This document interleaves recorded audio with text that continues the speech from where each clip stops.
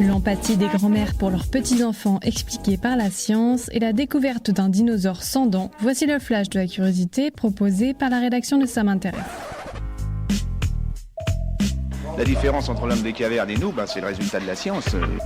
Et ce n'est pas une opinion, c'est de la science. Notre monde n'est pas si moche.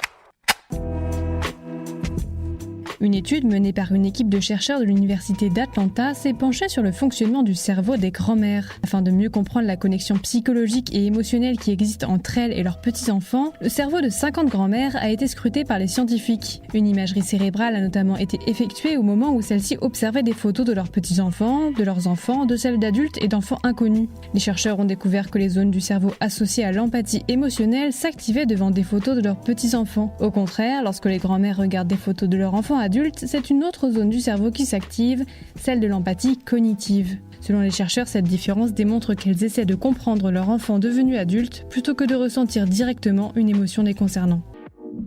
Super, j'adore. Alors écoute-moi bien, je vais essayer d'être clair avec toi. Ouais, génial.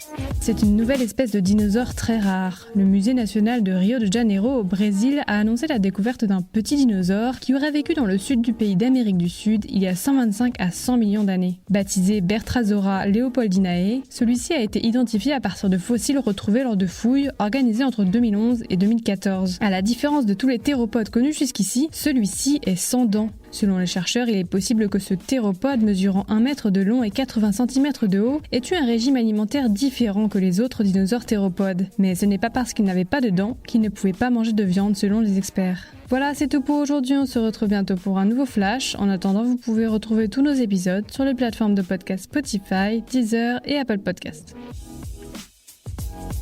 Voilà. Il ne reste plus qu'à vous remercier de votre attention. Au revoir.